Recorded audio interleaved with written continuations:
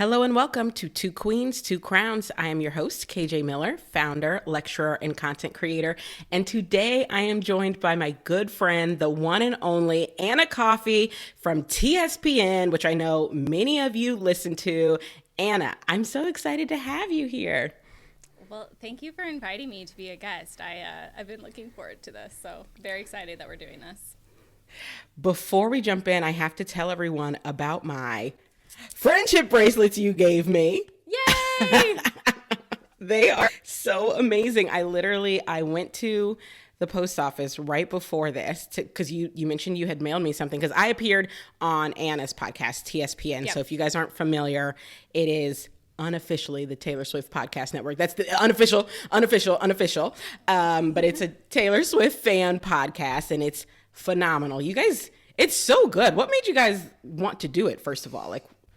Yeah, it's actually kind of funny because I never set out to create a content, or I never set out to create a podcast just specifically about Taylor Swift. But Jessie, who is Jessie Swift Talk on TikTok, has really made her page really specific about the theories and just kind of what's happening with Taylor, and has built a huge loyal following. And so her and I became good friends. And at one point, I had seen a TikTok video that talked about how the future of advertising and just content creation is really going to head into this video podcast era. And so I texted her and I was like, do you want to start a podcast?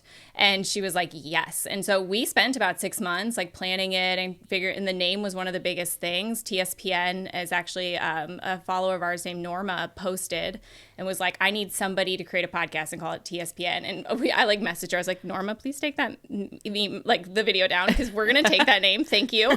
And she actually sent me the painting that's behind me. Norma's great. But yeah, wow. Yeah, she's an artist. She does great stuff. It's Norma Ruckus, I believe, is on TikTok.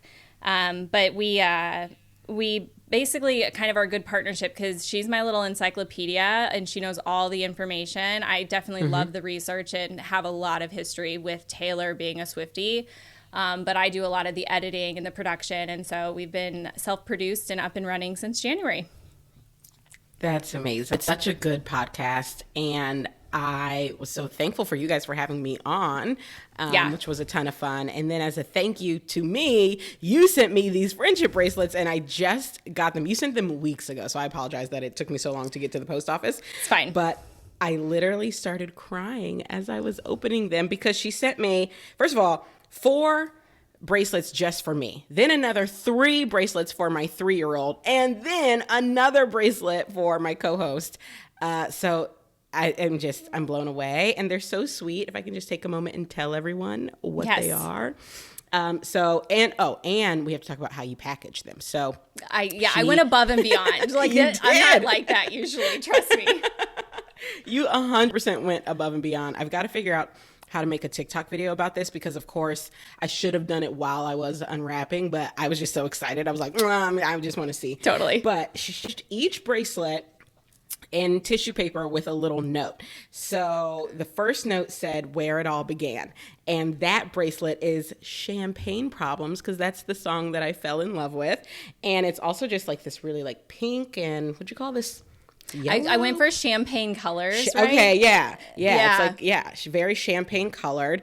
Then she had one that said eras but subtle. I think that's what your note said, Eras Tour but subtle. And so that one, which I love, is basically all of the colors of the Eras Tour, because each era has its own color. So that one is awesome. Then you had one that said for your little one. And so those were a couple of bracelets for my daughter, Kayla. One said baby B. What did the other one might have smiley faces on it. I think I just threw some. Yeah, I had a pile of smiley face and heartbeats or something. I'm like, okay, the little kid's going to love this. And so I made a random one. No. Amazing. And then there was another little package that said for you and Adrian. And when I opened that one, I didn't even know these exist. It's one bracelet that becomes 2 bracelets, and the 2 bracelets say 2 queens, 2 crowns. So, and it's in our theme colors. It's purple. So amazing.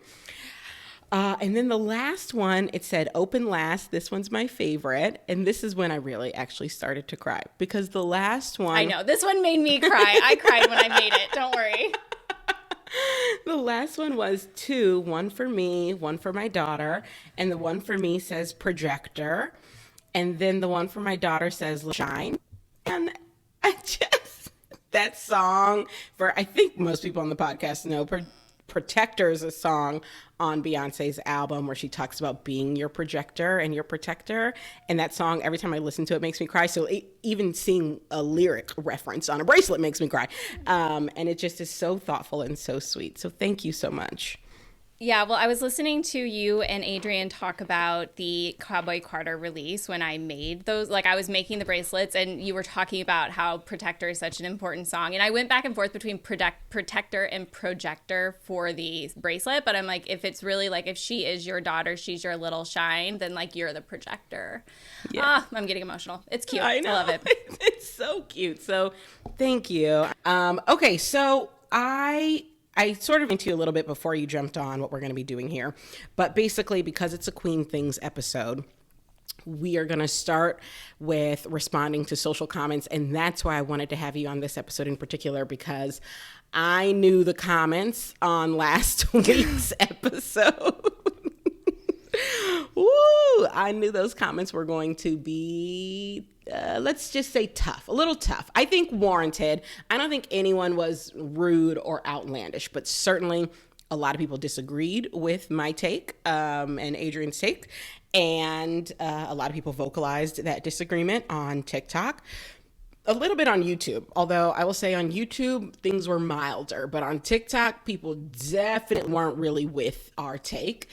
And I thought, who better to have on to help me wade through some of these comments and this feedback than Anna, because you know all things Taylor Swift.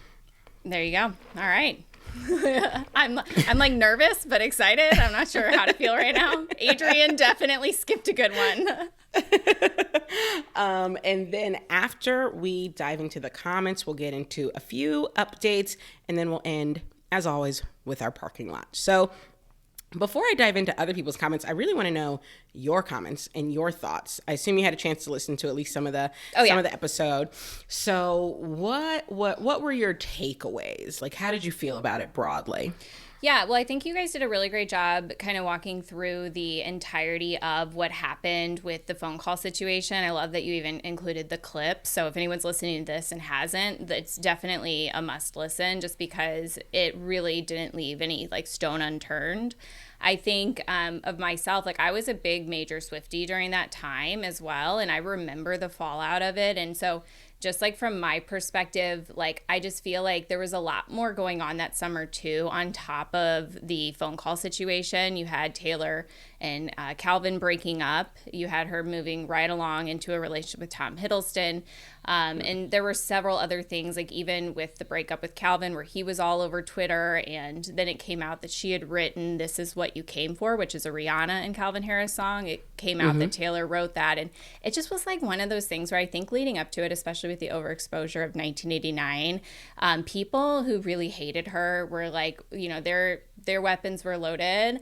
And as soon as, you know, the kind of crumbling of the castle, as Taylor would say, started to occur, like people were at the front door ready to knock it down. And so I think like Kim is definitely a piece of that. There's definitely more to what happened, but there's also things that have happened since in recent years, where I do think Taylor is wanting to maybe separate herself from Kim a little bit further, and maybe there's more to it than just that initial phone call. But yeah, I thought it was great. It was very detailed and covered. I think you guys did a very good job being very pragmatic and seeing both sides of it. So you mentioned something that we're definitely going to touch on when we get into the comments, but it's a comment that was made, I think, on YouTube. Basically, someone was like, you weren't sort of in it in that time, and you don't remember how brutal it was for Taylor. And that comment actually resonated with me. I know sometimes people who have been Taylor Swift fans for a really long time can be like overly gatekeepy, but that actually didn't feel like a gatekeeping remark. It felt more like let me just give you some context as someone who was in the fandom while it was happening, which is what I think you've done as well here, which is it wasn't just this moment, but this moment became even bigger, and which is context I think I didn't have. Like when you mentioned Calvin Harris, the way I had not given that man a thought in a decade, so I hadn't thought about the broader context that was going on. Yeah, well, and I was living in Las Vegas at the time, and I'm the same age as Taylor. So in 2014, we were 24, right? And then by this time, probably like 26, right? And so for me, I was living in Las Vegas. I didn't have a ton of money. I was building a career, and ultimately, I didn't really pay for like streaming services or cable. So a lot of my like entertainment came off of YouTube. And so I was like regularly watching like little, like it wasn't like e-news, but just different types of creators who would do pop culture celebrity update news. And it wasn't just Taylor theories, but just certain channels that I regularly kept up on. It was so crazy how quickly people just turned on her. Like people who, 6 months before were praising and talking about her in such positive ways were like saying very nasty things. And a lot of that you could even see in the Miss Americana documentary on Netflix where she plays some clips from that time. And so as a Swiftie, it was like, no, like what's happening? It was hard. It was hard to watch. So. Did it feel like personalized a little bit? Like, did it feel at all like it's kind of happening to her and me, or more just like it's just happening to someone I really care about and that sucks? Yeah, it's probably the latter. I think the bigger thing too, so you even touched on this in the episode about how, we didn't have all the information at the time. So like, what did it feel like whenever the phone call that, Kim had first put out through Snapchat, what did that feel like? And when I think back, it reminds me of like Taylor's song, The Antihero, and how she is like, I know it's hard to root for the antihero. And like, she messes up and does her thing. And I think for me specifically, maybe I was projecting my own way of dealing with issues and trauma, which is, Taylor, why'd you even go there? Just avoid it. Just like, why'd you even talk about it? Why'd you, I remember the acceptance speech at the Grammys, and when she was talking about like, if somebody tries to take claim of your fame, just know that you're the one who put yourself here. And I didn't know a ton about what had happened leading up to that. And I remember being like, what is she talking? Well, okay, like whatever. And then watching the fallout of sorts and feeling like, okay, like the media is going to get through this. This is just a season. And then when the phone call came out, I remember hearing it and being like, oh, Taylor, like, why did you go on record? Like, why did you even fight this fight? And obviously that's, I could see the whole picture now and see it. But at the time, I wouldn't say I was like disappointed in her. We're not friends. Like, I don't owe that to her, but I just remember being like, shit, like, let's go under the radar for a little bit. And it was kind of heartbreaking because we would have been due for a new album. She was recording and releasing every 2 years at that point. And so just to kind of see this entire media storm, like the hashtag Taylor Swift is over party was the top trending hashtag on Twitter. People, talk show hosts, like everyone in the media for a hot minute was just going at her. Yeah. And I will say, as someone who was not in the fandom at that time, and I think this probably was around the time of my like hater days. I think I was almost over the hater hill, but not quite yet. So I think as someone who was a bit of a hater and certainly not a fan, I felt like, oh, this is so juicy. It's messy. It just felt like fun, juicy, messy. And also like, it did feel like a bait and switch when what we were hearing from Taylor's camp was one thing, and then the call that Kim originally released made it seem like another thing. That was my perspective as someone who wasn't in the fandom, but hearing more from people who were very much in it and just how tumultuous it really was. Like I can definitely understand it. So yeah, well, I think the Drake and Kendrick thing that's happening right now is like a good parallel for like myself, right? Like I'm not a huge fan of either, and so I can watch it from afar and enjoy the mess without, you know, having any personal hate towards either of them. Right. You know, I mean, well, aside from the claims of, you know, sexual assault, and well, obviously put all that aside, like I do have issue. Right. I do have issue with that. Right. But in the grand scheme of it, there's nothing personal that I'm holding. It's just fun to watch and to kind of see. And I think that's where there probably is a huge majority of people who weren't huge fans of hers, but also weren't haters, who kind of engaged with the content and helped it blow up more. Yeah, 100%. Okay, well, with all of that said, first of all, thank you for your feedback. I'm glad you felt like we were at least, you know, thorough and, yes. You know, robust in how we looked at things and pragmatic, as you said. But now let's get into the feedback. So I will just say, of all the comments, probably between the two platforms, I don't know, maybe got like 150 or so comments. And I would say there were sort of three main buckets that I want us to dive into, because these were the things that came up the most. Okay. The first of which being Kim's quote unquote cyberbullying campaign. A lot of people felt like we did not spend enough time talking about the cyberbullying campaign. And when I went back, I was like, oh, interesting. Yeah, we certainly never use those words. So that's very fair. And two, we mentioned that Kim did her GQ interview before releasing the video. And then, you know, afterwards, we mentioned that she called Taylor a snake. What we didn't mention was that she actually did a tweet that referenced National Snake Day. Yep. And that tweet is what I think, based on the comments that we've gotten, felt like the kickoff to a bullying campaign. And what's interesting to me is, and what I'd love to get your take on is, yes, Kim did send that tweet. The tweet essentially said something like, oh my God, is it legit National Steak Day? And had, I think, a bunch of like snake emojis. Yeah, I actually pulled it ahead of this. That was funny. I pulled that and a few other tweets. So I love that you are on the same page right now. Yep. Okay, amazing. So so my question to you and sort of what I wanted to get from you was, a lot of people use this phrase cyberbullying campaign. However, when I went back and looked, I did not find a series of tweets about this from Kim. I found Kim's tweet, maybe one other one, and then like, yes, the internet took it and ran. But I didn't see Kim engaging, I guess, in what I would call cyberbullying, because it didn't seem like she was just continuing to tweet about this or continuing to post about that. This might just be my lack of Googling skills. So I'd love to know both what you found and also what you remember from that time.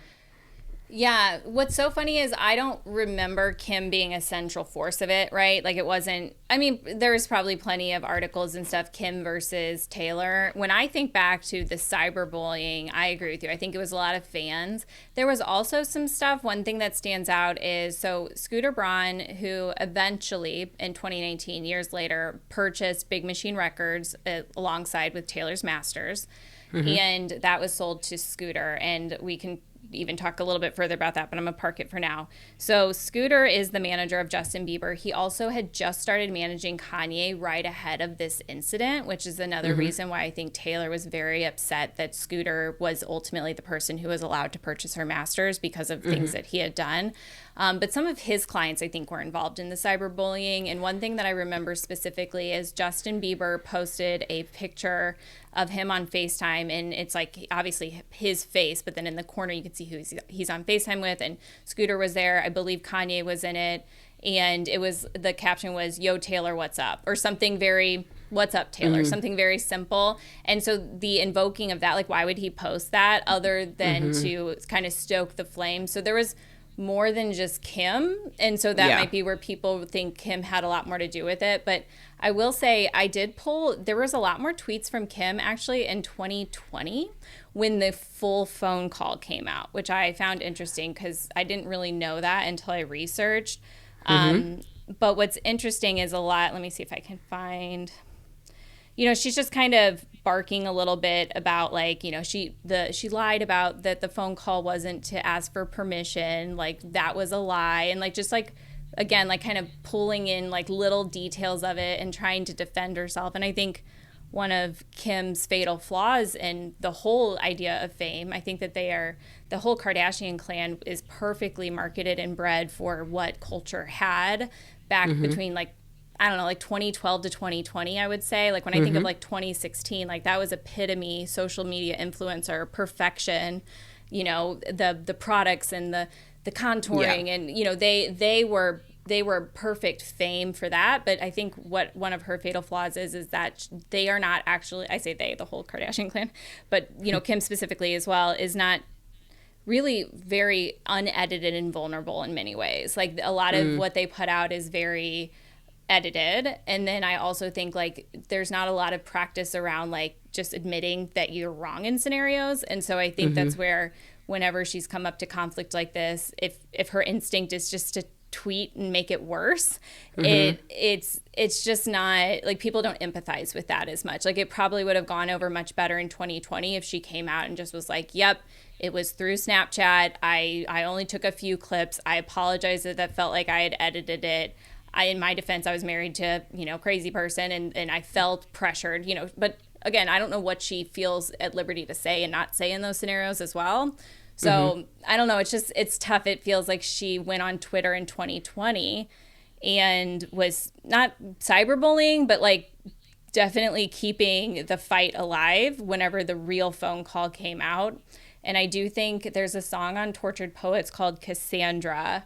And let me pull the lyric real quick because this is one that I also think is about the situation. And she says, when the first stone's thrown, there's screaming. In the street, there's a raging riot. When it's burn the bitch, they're shrieking. When the truth comes out, it's quiet. So basically talking about like in the initial, like when the 2016 drama happened, everyone was like at the stake, ready to fight. Yeah. And then when the truth came out, it was quiet. And in all fairness, when the truth came out, it was 2020. Like people were fucking busy. Like we all had a lot going on in our lives. So right. But it's just an interesting kind of call out where I'm like, you know, I think there's more that's happened since that is not as highlighted. That may be why Taylor's like, yeah, we're not made up. Right. So. Right. Yeah. And I think, and I do recall the tweets, or at least one of the tweets you're talking about from 2020, where Kim said something to the effect of, Taylor has chosen to reignite a years old, you know, battle while the rest of the world is focused on things that matter. And then, something to the effect of, I never denied she hadn't heard the lyric calling her that bitch, but I'm going to a lie her publicist told, saying that we didn't call for approval, and we did. Yep. And that's what I recall seeing in 2020. But yeah, as it relates to Kim spearheading a cyberbullying campaign, I guess what I understand people to mean by that is because she kicked it off by tweeting about it and by posting on Snapchat, everything that happened thereafter you can link back to her, and so she therefore is responsible. And on the one hand, I can understand and agree insofar as we're saying she was the cause and there was an effect, right? Like the chain of events. On the other hand, I don't know that I can get very comfortable around saying she, quote unquote, spearheaded a bullying campaign. Necessarily get the sense that that's what she was trying to do. I think she was trying to land a jab at Taylor, 100%. But I also think she was speaking out publicly and offering public proof for something because of what had been publicly said, right? Like none of this was happening in private, or at least to our knowledge. It was all happening in public. And so I just don't really know what else was she going to say and where else was she going to say it if not social media, in which case I just don't know I would call it spearheading a cyberbullying campaign. I do understand that Taylor was cyberbullied, and that like if you trace the chain of events back, yes, we get to Kim Kardashian. So it's like I can understand this. I just don't know that I'm ready to give it that label. Yeah, well, and to be honest, like, it's hard for me too as well, because I don't have, like you said, a series of tweets, and I don't have a memory of that. So like, for what we can dig up with, a few rough Google searches in 2024, it is kind of hard to pull that evidence as far as like Kim being the spearhead of it. I do know the snake emoji. I believe that was kind of initiated with that, which then turned into the Reputations theme. And Taylor's, I mean, she is petty. I love it because, she's like, all right, you're going to call me a snake and everyone's going to leave snake emojis on every post that I have on social media. Then absolutely, I'm going to make snakes my new brand. Yeah. Yeah. Make it cool. Yeah. And I agree. I do think Kim, in my mind, Kim is responsible for that because of her Snake Day tweet, and the internet absolutely took it and run with it. Took it and ran with it. Okay. All right. Well, that's helpful context also around sort of like Kim's behavior in 2020 once it came out. And I agree with you. This is actually another topic that of the three that I saw coming up a lot. So the first was the cyberbullying. The second was Kim's lack of apology. A lot of people were in the comments feeling like Taylor shouldn't move on, and we as fans don't have to move on because Kim has never apologized. So as an example, I've got a comment from YouTube from Lindsay Campbell 8081. She said, Kim deciding that the situation was behind them without actually talking to Taylor is why Taylor and the Swifties will never be over it. In my opinion, you don't get to tell the other person to get over it when you're the one who started it. And I will say, of that comment, I got many, many, many times. And my perspective on that is I agree. I am not of the opinion that Taylor needs to, quote unquote, get over it. I'm never of the opinion that anyone should have to feel things on a certain timeline. Yeah. So I just want to make that clear because I do think some people thought the point that we were trying to make was that Taylor should get over it. And I don't think that. I think everyone should be entitled to feel the feel. I just also think we, and by we I mean those of us who are not Taylor and Kim, I don't think we have to carry the torch for either one of them. I don't think the situation necessarily has to warrant that. But what are your thoughts? I like the carrying the torch reference because I feel like Taylor carries the torch all on her own, so I don't feel the burden to help carry it at all. I'm like, where are we headed, Taylor? I'll follow, whatever. But I do think you're right in the, you were not saying that Swifties need to get over it or Taylor needs to get over it. And I think, I'm going to guess that comment came from TikTok. Is that correct? No, that was actually a YouTube comment. Okay. Well, I was thinking because TikTok has a tendency when you post bite-sized nuggets of stuff for them to not get the full, the full picture and the full context of, where you're headed with it. It's funny, Swifties will never get over it is an interesting comment because I'm like, I wouldn't say I'm over it. I wouldn't say I care. Like, it's one of those things where when Taylor's going to write about it, then I'm going to, digest it and analyze it and try and figure out like, what were we missing all along? Why is Taylor still singing about it? Like, maybe there's things that have happened in recent years. So that's where I have interest. But I definitely, I think it comes back to as well, Taylor has talked a lot in recent years about not needing to forgive. Like, even in, I think it's The Smallest Man That Ever Lives, it kind of ends with like, I'll forget you, but I'll never forgive the smallest man that ever lived. And she did an interview years ago where she talked about, you don't have to forgive and forget. You can just move on, and feeling like, ooh, like, okay, like I remember first hearing that and being like, because we're so used to being told it, for you to heal, you have to forgive.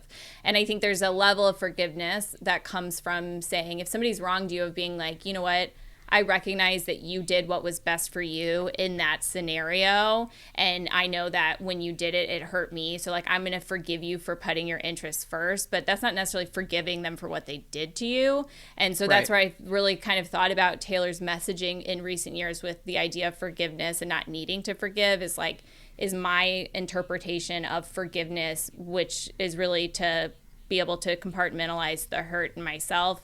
True forgiveness, or is that me just justifying your actions and moving on with my life? And I think that's where it's like, if Kim has not apologized, does Taylor have to forgive? And I don't know. I'm getting a little psychological over here. But no. Yeah. I like that you brought up Taylor saying you don't have to forgive, because frankly, I agree. Yep. You know, no one immediately comes to mind for me in my life who I haven't forgiven, but I'm sure at some point someone will do something that I won't forgive. Yep. And I think because for me, I almost forgiving and forgetting in some ways for me land the same. Like I think about one person in particular who I was like, I had a real thing against for a long time because she tried to holler at the time he was my boyfriend. But she was a friend, and she knew that we were together. Okay, so I for the longest time was like, if I see her in the streets, I mean, I'm not going to do anything. I don't fight, but you know, that's the thought I had. Like, if I see her in the streets, and I remember I kind of held on to that for a really long time, but I don't know when. Sometime in the last, call it 4 or 5 years, that anger has dissipated to the point where if I saw her in the streets, I would probably say hello. You know, I'd be like, okay, I think enough time has passed. So I don't know if that's forgiveness. It's more like I don't have it in me to care anymore. Yeah, it's a loss of, you lost your energy for it. Like you lost the fight. It's not, you know, it's not fresh. Yeah, exactly. And I think maybe what some people mean when they say Taylor should move on, and again, I'm not saying, but maybe what some people mean when they say that is like, how have we not yet gotten to the point where this anger has dissipated? And again, while I can kind of understand people thinking that, on the other hand, I just think everyone's on their own timeline. Like if the anger hasn't dissipated and it's still something that she has feelings about, that's her right. And also, like you said at the top, this was extremely traumatic. You know, it had real consequences for her reputation, probably for her income, for her ability to travel, for her ability to trust people.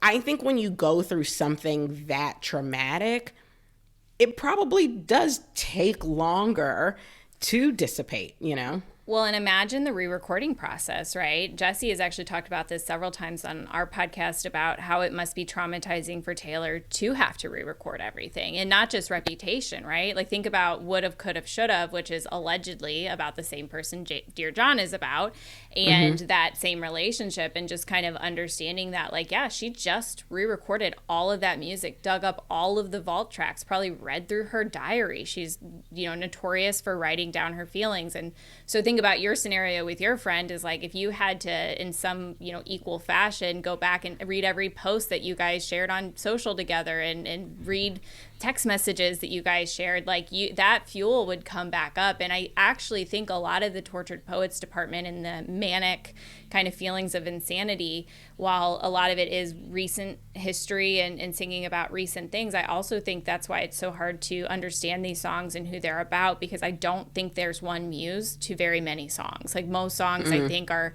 because over the past few years she's been re-singing, reproducing, pulling old work back up to the surface, and it's probably made her a little crazy. You know, in the manuscript ending this album, talking about going back to the beginning to understand the full story, like, it doesn't surprise me that she has brought Kim back into this. I also think the Time article mention of Kim is, again, this is a Time Person of the Year article and accomplishment that she may never get again. So for her to use that opportunity in that very, very, very long article to tell her whole story, like that's she was going to bring it up, she's not going to pretend it didn't exist. And so name dropping Kim was a little bit direct, but she's name dropping more than she ever has. So I think she just kind of has entered her 30s and is like, I'm not really going to be the nice person anymore. Yeah. Third bucket of comment, and this one I may have gotten more than any other one, and this is about the famous music video. So we did not talk about the music video. I really don't think we mentioned it at all on the show, but it got brought up many, many times. So let me find a comment that I would say is indicative. All right, so I found a comment that I think is fairly indicative of the comment we got about this. This was on TikTok from a user named Schlepp85. Schlepp says, forget the phone call. Look at pics of Kim standing over a naked wax figure of Taylor in bed and laughing. It's sickening. And I will just also say there were a couple people who noted this. A lot of people referred to it as revenge porn in their comments. And I do believe Taylor herself also referred to that music video as revenge porn. And just in case there's anyone listening who's unfamiliar with the music video, the video depicts Kanye West in bed with something like 10 to 12 different people, all of whom are wax figures, all of whom are depicted as being completely naked, and Taylor is one of them. So you can see, from my memory, Taylor kind of like from belly button up, naked. Now, this is a wax figure. Obviously, it's not actually Taylor, but it is a wax figure and she's naked. And so I do believe Taylor referred to this as revenge porn.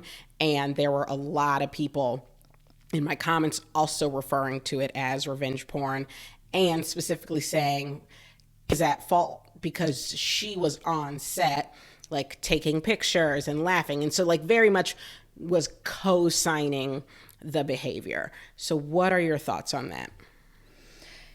Yeah, I had made that note as well about the music video not being included. And I think it's such a interesting layer of the whole thing that it's just nasty. Well, and I think to your point, Kim didn't produce the music video. She probably didn't ideate it. And she was married to the man who did. So to some degree, are we at the same fault as our husbands and everything? No. But I think the damning evidence is that she was on set and there is that like video or the photo of her laughing and taking a photo of it. And so just kind of the enjoyment of such is just icky. It's just icky. And my thoughts on the idea of it being revenge porn, it's so interesting that there was this AI situation recently. Do you recall that when on Twitter there was like some type of AI pornography version of Taylor? And I mean, they took it down. I think there's probably gonna be legal action. And so it's kind of a different version of the same thing, right? It's the depiction of her naked and being used in a way that's not intended to be I mean, I don't know how you intend it to be flattering, but Kanye did not have good intention when he put those wax figures in his music video, and it was intended for people to laugh and look and see what Taylor would look like naked. Mm-hmm. Yeah, I will say I did make the decision not to really bring it up in the episode because I didn't believe it was an action that came from Kim. And I really was trying to focus on like, in this dispute between Kim and Taylor, what did Kim do and say? What did Taylor do? And the music video felt a little bit peripheral. That said, I do understand people's points that like she was there and she was participating. She didn't, in my mind, she didn't come up with the video. She didn't direct the video. Like, she's not responsible for the video. But I think based on what I'm seeing in the comments and based on the feedback we got, a lot of people feel like, yeah, but you co-signed it. Like, you participated. You were on set. You were enjoying yourself. You were taking pictures. You were laughing. So, like, you are, at the very least, a participating party. And so that goes on top of you having already released this edited call and quote unquote spearheaded this bullying campaign. Like it's like the icing on the cake. And I guess to that I would say, I do understand that. I do understand that perspective. Like to me, I guess what it points to is Kim was all in on being anti-Taylor in that time period. She was all in on it. She was not pulling any punches. She was all in on releasing the video, calling her a snake, taking pictures at the music video production set. She was not, it was no holds barred. And so she was kind of like in for a penny, in for a pound is sort of how it feels like. Yeah. And I guess, I don't know. I guess I can just say, knowing how hard I go for my husband, I could see myself, if I was going to do any of it, it's sort of like, well, I'm going to do all of it. You know what I mean? Yeah. Like if I'm, I can just understand that mindset. Yep. Well, and this is where I think an apology would go a long way, right? Because, nobody's going to blame a woman who's married to somebody like Kanye West, who may or may not have had liberties at the time to have as much autonomy as maybe she does now. And I still don't know that, and this is completely alleged in my opinion, but I question how much freedom Kim feels speaking out against him even today, right?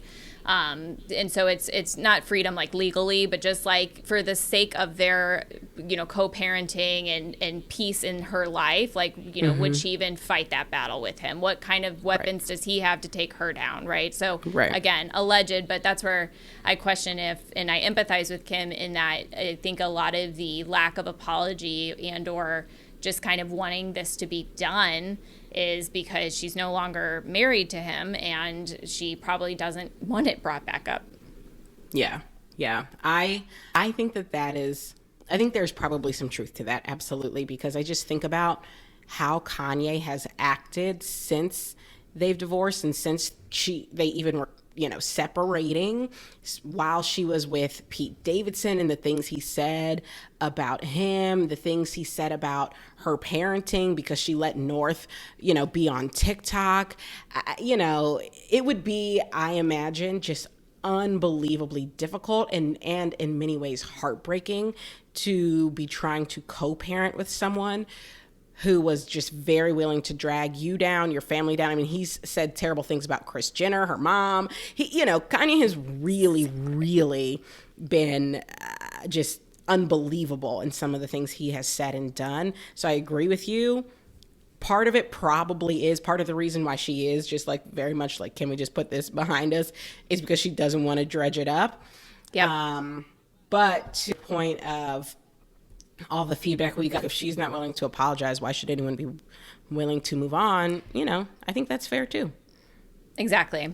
Yeah, and I think that music video is something that, again, coming back to the Scooter Braun of it all, knowing that he was Kanye's manager at the time, I think he has a lot more culpability and guilt around, the creation of that than Kim would have. But again, we don't know who was in the writing room or part of the production of it. But all of that, Kim, Kanye drama with Taylor really occurring around the time of Scooter's management really kind of adds to the flames that existed in 2019 when he bought her masters. I will just say, on the subject of revenge porn, let me just look up the actual definition before I say what I'm about. I know what is the legal definition of revenge porn. Revenge porn.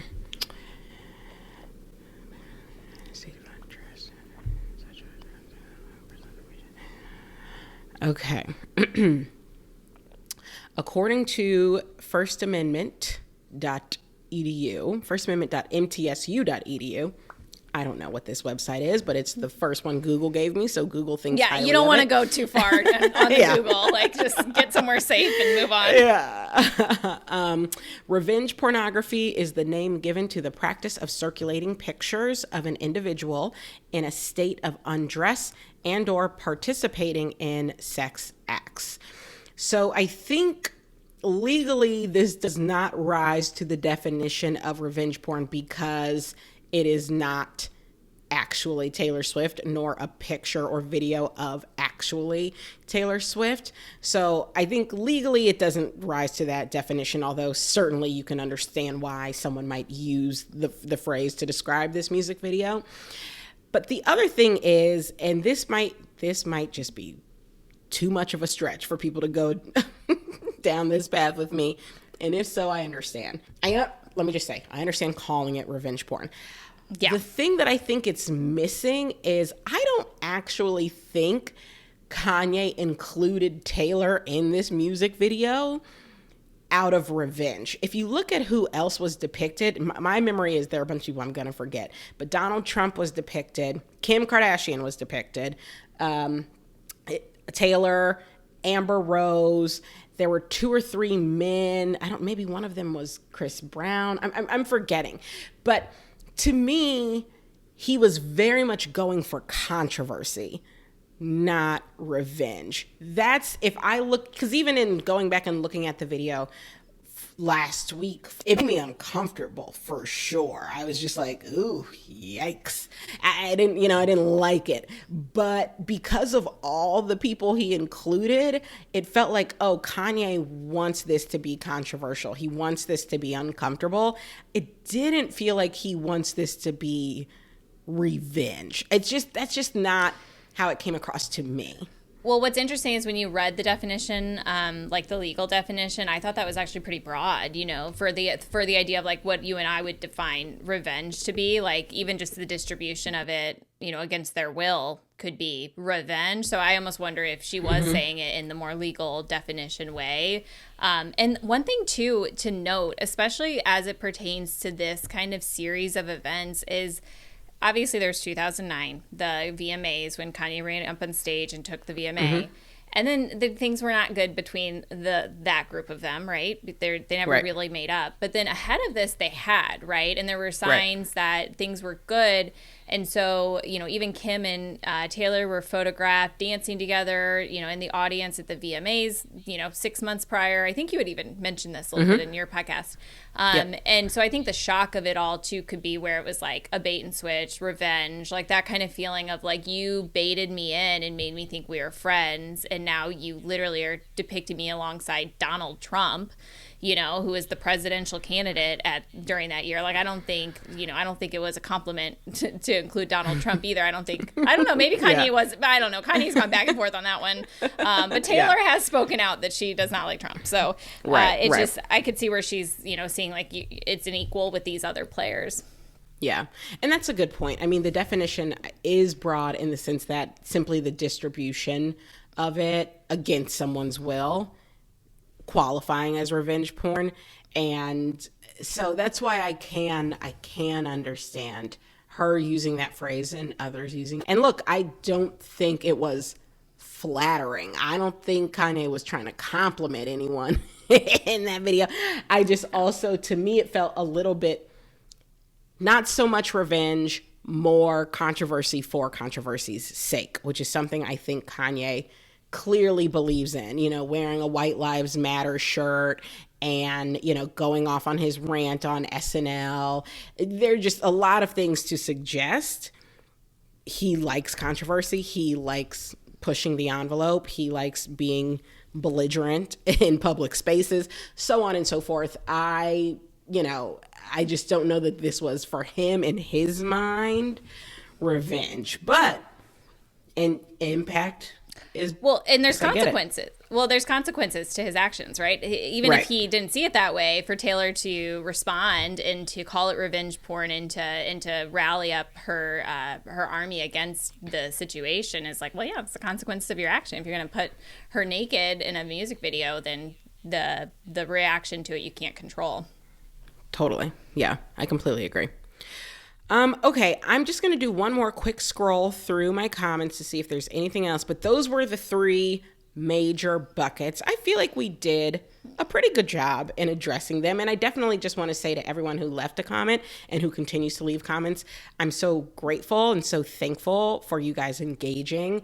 I really do feel like 90% of the time the engagement is very respectful. And I'm I'm grateful for that also.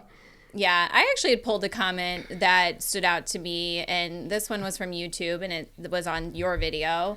It said, KK has money, real estate, and all that makes her a queen.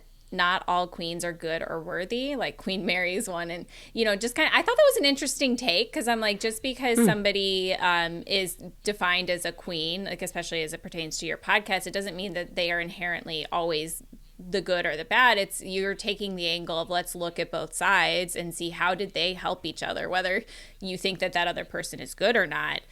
That's not the story to tell. It's the story is how did these two people who pop culture has set into a feud, how are they both benefiting from that feud? Yeah, absolutely. I love that you called out that comment. I remember that comment too. Who said that? That was, just want to shout them out. Are you looking for the one that I just read? Yeah, the person who... Yeah, it was Mark Barnwell, 942. Mark Barnwell, 942. Well, thank you, Mark. I like that perspective that, yes, she might be a queen, or any of the people we might speak about on our podcast might be queens. That doesn't mean they're necessarily good, or certainly doesn't mean they're always good. I don't think we can claim that about anyone. I think everyone is flawed, and everyone... Excuse me, sorry. No, it's okay. Everyone is flawed, and everyone probably has things that if they could go back in time and redo them, they would. But also some people just maybe aren't actually good people, and that's okay too. They might still get included on this podcast. Yeah, at some point you gotta cover it. Well, and I think that comes back to the idea that everyone is flawed. You and I are flawed, right? And I think that's where, whenever I look at people in pop culture who are willing to be self-deprecating in ways, I always joke that Taylor has self-deprecating songs on most of her songs, or most of her albums have at least one song that's got some kind of like anti-hero, or I Wouldn't Marry Me Either, the pathological people pleaser. So that self-awareness and ability to understand that like you're not perfect, I think is something that the Kardashian clan has actually hidden behind, is the editing and the need for perfection. And I think that's where it's a lot harder. I can empathize with Kim knowing the full story, understanding where she was at in a marriage, and just, even her own version of fame has been probably very traumatizing, but we don't know much about it because she hasn't really spoken about it and hasn't opened that door. So it's a lot harder to empathize whenever all you're seeing is everything's fine. Right. Yeah, I think that's very fair. Okay. Well, I think that brings us to the end of our comment section. And now for a little bit of fun on updates. I do feel like we've got to at least touch on, and you mentioned it a bit, the Kendrick and Drake rap beef. I made a video about this on TikTok. It unexpectedly blew all the way up. I was very surprised. And basically in my video, I explained the rap beef and ended by saying, as Swifties, I think maybe we should, keep our hands clean on this one, because the allegations are getting so sinister. But I am curious, how have you been engaging? What have you been doing in this time of the rap beef? I've just been listening, and I read the lyrics. I'm online reading lyrics, trying to analyze it like I would a Taylor Swift song. One thing that stood out to me was on one of the songs that Drake called out Taylor. It was one of the early ones. He said something about Jack Antonoff, I believe, because he said something with Ant, and it was capital A-N-T. Yeah. And so many people are like, "Oh my God, Jack Antonoff's on the rebuttal." I don't know the terms, but he was with Kendrick Lamar and produced one of the tracks that came after that, and I love it. Jack Antonoff is just as messy as the next person, but I'm like, well, that kind of makes sense. If he got called out, that Kendrick would call him up, or whatever scenario happened behind the scenes. But it's definitely been interesting in the sense that I think there's a lot of rap battle versions of this in female music. There's even rumors around Olivia Rodrigo and Taylor kind of having back and forth in their lyrics, which could be a whole other two queens if we want to do that at some point. But it's it's seen differently when women go after each other. You know what I mean? Right. So it's just I don't have fully formed thoughts. It just makes me think about how much people are just loving this and eating it up versus if it was two women. And I know there was the Nicki Cardi B one most recently. I didn't really keep up with that one as much. I think the news cycle right now is very much tailored to Drake and Kendrick. Yeah. I will say I had fun trying to keep up, although it was also very difficult trying to keep up because everything was happening so quickly. And I do feel like for a lot of the lyrics, you just needed more context than I had and more research than I was willing to do. So a fair amount of what was said lyrically went over my head until someone on TikTok explained, oh, this means this. They're referring to this person. But, I do feel like it, generally speaking, is usually fun participating in the mess. I do just worry when things become so sinister. Drake is now being accused of essentially being a pedophile. Kendrick is being accused of beating his wife.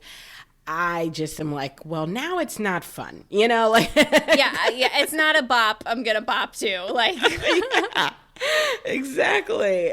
I don't know. So we'll see how far it continues to go. We were up to 9 diss tracks as of Monday morning when I made my TikTok video. I have no idea if another one has already been released. It feels like it's happening every hour.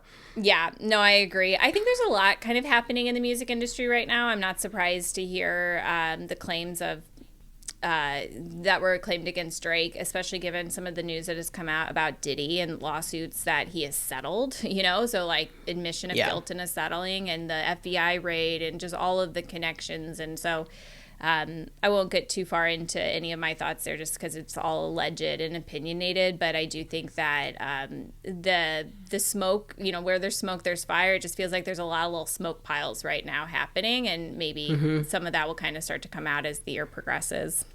Yeah, we'll see. Well, I thought that was a good update, mostly because everyone's talking about it, but also because as Swifties, we are tangentially involved because we've been shouted out.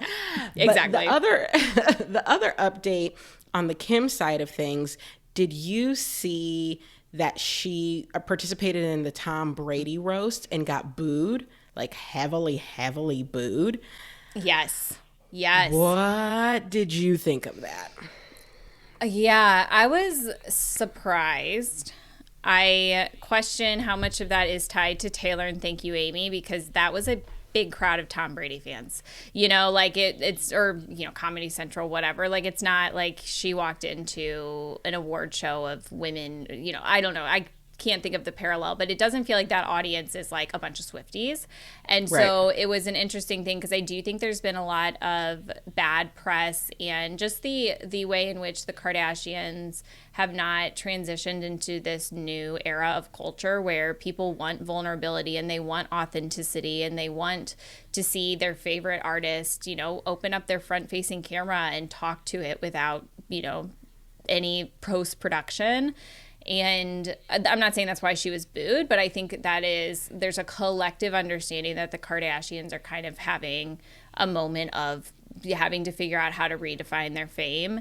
And I also think, again, alleged, but there's a lot of, chatter around her relation and her mom and the whole family to the P. Diddy stuff and just other things. I mean, I even found a video from the Kardashians back in it was when Justin Bieber was 16. It was maybe 2014, 2012, but it was when he was 16 and she was 29 and they did a photo shoot together and her talking about how, I can't wait till he's 18 or I wish he was 18 or whatever. And like, again, in the context of that time, it was definitely like not even flinched, but like in today's world, people are seeing that stuff and they're like, yuck, and so I just don't know that her actions leading up until the Tom Brady thing are only solely related to Taylor. I think a lot of people are kind of just starting to lift the lid on the Kardashians brand as a whole. Yeah, I say I also was quite shocked. It just, to your point, I wouldn't have thought that audience would be a big room of Swifties. And I mean, now that said, Taylor's influence is mega, mega beyond. So I could also believe if, more than half the audience was Swifties. But I feel like, I don't know, just basic decorum. It just shocked me. Yeah, like, and yes. I felt honestly genuinely bad for her because we're talking about, like, first of all, it's a roast. Everything that's being said about every single person is mean already. And yet no one else was getting booed. Like, people were saying some very mean things from the clips that I saw. And everyone's just joking and jovial. But Kim walks up and suddenly everybody's booing. I'm like, did she do something that I am unaware of? It really made me feel bad for her. I don't know, like, say what you want about Kim Kardashian, but that feels tough. A room full of people booing you for a long time too. Like, it went on and on and on. Well, and to bring it back to Taylor, that's one thing she talked about in the Miss Americana documentary around the incident in 2009 when Kanye ran up on stage and took the VMA, was that people were booing. They were booing Kanye, but she didn't hear what happened. She didn't know the whole context of it, so she thought they were booing her. And she talks about that feeling, like when you build your whole career around people loving you and the validation of strangers, for you to be standing in front of a room of people booing, what that does to you as a person. So it is interesting because, like, yeah, when you see it even happening to Kim, it's like the empathy is absolutely there. Like, nobody in their right mind wants that. One thing, though, you had said, it just triggered a memory. You had said, I don't know if there's something else that I'm not aware of. And there were headlines around Kim Kardashian and Tom Brady dating. And a lot of people had said that, maybe she's planning headlines. Again, that's all alleged, and I'm paraphrasing. But now I'm starting to wonder if it was a Tom Brady crowd, if they were like, don't be dating my man. And her showing up is like, why is she here? Interesting. Okay. Yeah, I don't know. But, man, that made me... It just made me feel bad. I did not like it. And I don't know how anyone in that room could sustain it. I just feel like I'd be in that room looking around like, okay, that's enough. Like, yeah.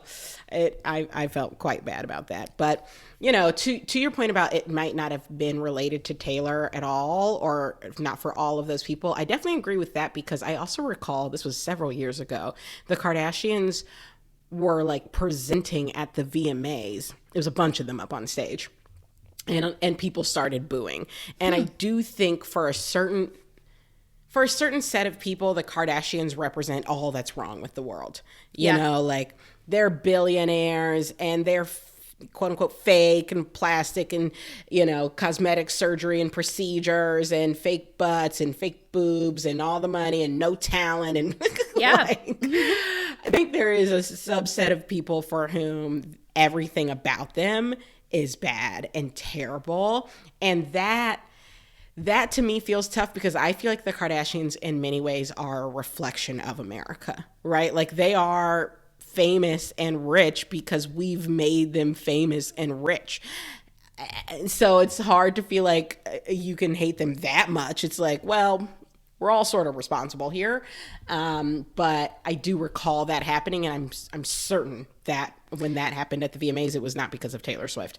So yeah, I think you're probably right. I think it's like, Taylor has a song about this, when it's time to go. Sometimes you just have to know when you're time to, like, change it up or step aside or whatever. And I'm not saying that don't come back into the spotlight by any means, but if they'd been booed before, it's like just that, that understanding of they were very famous in a very culturally perfect time for what they represented, and they either need to pivot or they just need to kind of maybe not show up to a Tom Brady roast on live television where you can't edit out the booing. Like, it's like just starting to, and maybe that's a lesson. Maybe they'll kind of learn from this, is like, if that is a potential thing that's going to happen, maybe Kim will choose more wisely what type of things she's willing to, be a part of. Yeah. But I don't know. That's a tough takeaway. Like, just don't show up. I know. To any place where you might get booed. Well, like, or just know, for me, it's more just like, know your audience. And I don't think Tom Brady's audience in Comedy Central is Kim Kardashian's audience. Yeah, it does. Taylor could have been booed. Like, if Taylor showed up to that, she just as easily could have been booed, Totally. Whew. Okay. Well, those are my news and updates. And, well, then that brings us to our parking lot, which is where we like to put any other announcements, shout outs, anything else that we want to share. I will say my one update I want to put into parking lot is 3 weeks ago, I mentioned I would love for more people to subscribe on YouTube. At the time, we were at 350 subscribers. We're now at 860. So shout out to everyone who went and subscribed on YouTube. We're so close to hitting that 1,000 subscriber mark and can start monetizing. So I just want to say thank you to everyone who has subscribed, and please continue to do so. So that's what I've got. What about you? Anything you want to put in the parking lot? No, but that's very exciting, and that's a huge amount of growth. So I think TSPN is in the 700s right now, so maybe we can race to the top there. But yeah, the 1,000 mark is a huge, for those who are listening, that is for us to continue as podcasters to, reinvest back into the work. I'm sure KJ, you're up late editing the night before, and it'd be nice to be able to pay and have help and stuff. So that monetization is not just, for us to make money. It's more to build this and to be able to grow quicker and to be able to get help to get more content out quicker. Yeah. Absolutely. And I will just shout out for Anna, her TikTok, Anna Creative Chronicles. If you are not following her over there, you absolutely should be, because yes, you're going to get, amazing Taylor Swift content, but you're going to get, in the last week from you, I think I saw a really you were like re-wallpapering your room in a TikTok I saw, which was amazing. Yes. Is it this room that I'm looking at? Yeah, it's footage from December, because I have like severe ADHD. So like I bought this wallpaper like 2 years ago, and then it sat. And then when we finally did the podcast, I'm like, I'm going to wallpaper this room. So then I filmed myself wallpapering, and here we are in May, and I finally took the December footage and put it to a fun sound, and it's great. But yeah, that's kind of how I started on TikTok. I did a lot of DIY and how-tos, and then I bought a porch goose who has her own level of fame on my account. Her name's Margarita. She's dressed as Taylor Swift many times. And then I talk politics. I'm a very politically minded person. I have a degree in political science, so I do some Taylor Swift stuff there. But if you're definitely wanting the Taylor Swift content, TS Pod Network is our handle on everything. So TS Pod Network on TikTok, on YouTube, tspodnetwork.com if you want to go to the website. I've been trying to like centralize a lot of my Taylor stuff there, just so that the people who are following me because of my politics aren't like, what is this Looney Tune? You called it like reindeer games. Like, I'm kind of all over the place. So no, I love it. I think it's so refreshing. I love your political takes. I love the DIY. And of course I love Taylor content. So I would encourage everyone to follow Anna over on TikTok, because you're going to get a little bit of it all. And I'm in the same boat as you know. I feel like, and I talked about this on this podcast, I feel a little bit scatterbrained, because I literally treat TikTok as like my video diary, where I'm like, whatever comes to mind to post today is what I'm going to post. And I think TikTok as a platform is one of the few places where you can do that successfully. I think other platforms expect you to be a bit more polished, expect you to be a bit more neat. I love when I come across creators who can, do all sorts of things. I think that's fun.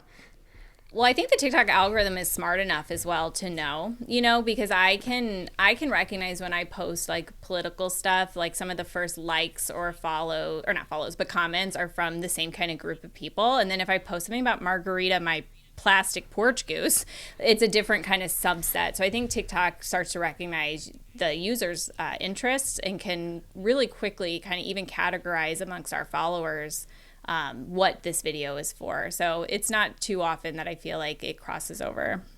Well, I think that's it for this week. I have to tell you, Anna, I'm so happy to have had you. Thank you for joining me. I know it was a bit of a controversial topic to ask you to jump in on, but you did a phenomenal job. And I'm so grateful that you were willing to do this with me. Yes, thank you for inviting me, and I am really looking forward to seeing how many more controversial topics you and Adrian take on. It's been a really fun podcast to watch. Thank you.